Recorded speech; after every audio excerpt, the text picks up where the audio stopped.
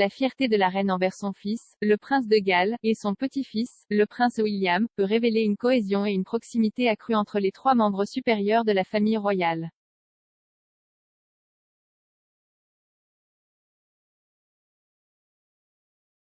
Sa Majesté, 95 ans, a salué les efforts des deuxième et troisième prétendants au trône lors d'un discours préenregistré pour la COP26, auquel elle avait prévu d'assister avant que les conseils des médecins ne voient sa visite annulée.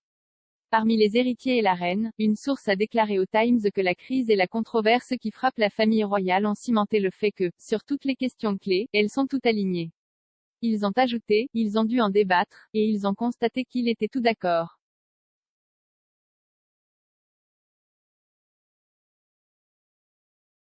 La monarchie a résisté à la bataille juridique en cours menée par le fils de la reine, le prince Andrew, contre son accusatrice américaine, Virginia Giuffre.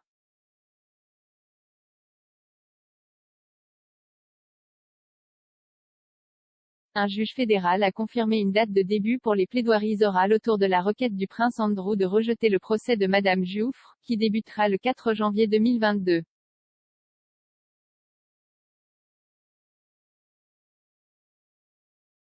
L'année prochaine marquera la 70e année du règne de la reine et les célébrations de son jubilé de platine.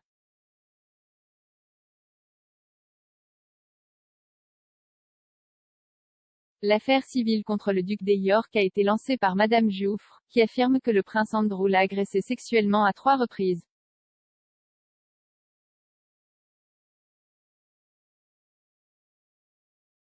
Le duc de York a toujours nié les allégations.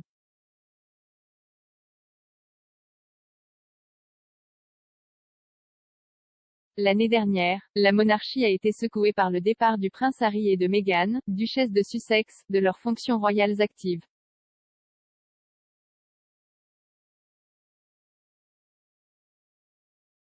Le couple, prenant du recul par rapport à la famille, a déménagé dans l'état d'origine de Meghan, la Californie, et a rendu son titre de RHS.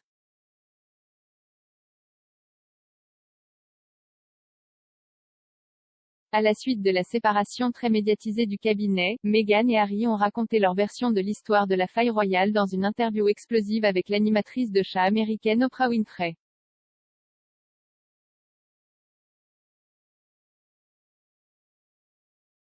L'interview a été diffusée en mars 2020, et a mis en évidence l'étendue de la distance qui s'était creusée entre les Sussex et la firme.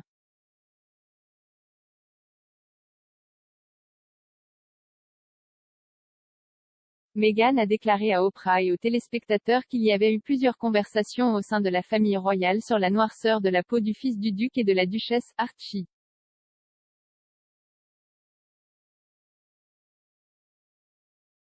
Meghan a déclaré, pendant ces mois où j'étais enceinte, il y avait des inquiétudes et des conversations sur la couleur de sa peau à sa naissance.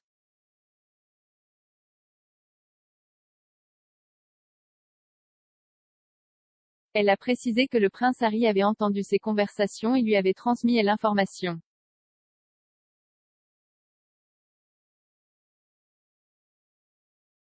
Ni Meghan ni Harry n'ont révélé quel membre de la famille royale avait fait ces commentaires.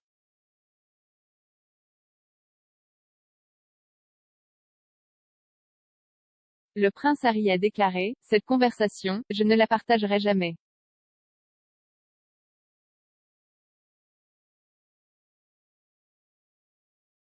Il a ajouté, à l'époque, c'était gênant, j'étais un peu choqué.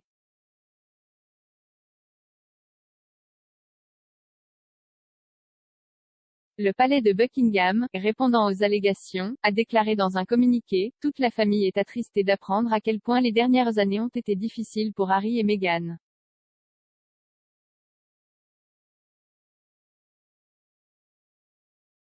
La déclaration a déclaré en réponse aux allégations faites dans l'interview que les souvenirs peuvent varier, mais que les problèmes seront abordés en privé.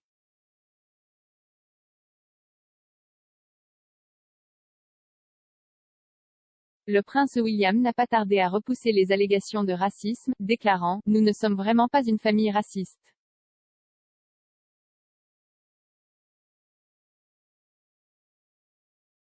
Les dernières semaines et les derniers mois ont vu William, 39 ans, assumer des fonctions accrues, ainsi que d'autres membres éminents de la famille royale.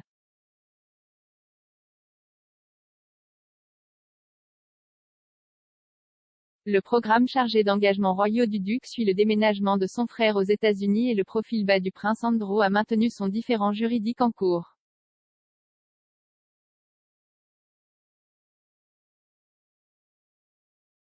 Les problèmes de santé de Sa Majesté ont également vu ses proches prendre le relais des engagements royaux à sa place.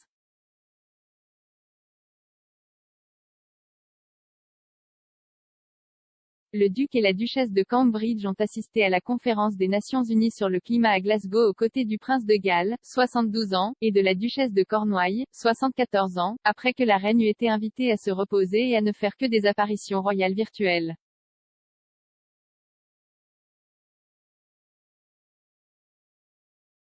Les éloges de Sa Majesté sur le travail de plaidoyer de son petit-fils sur le climat comprenaient sa récente organisation des premiers Earthshot Awards, qui ont eu lieu le mois dernier à l'Alexandra Palace de Londres avec une liste d'invités étoilés.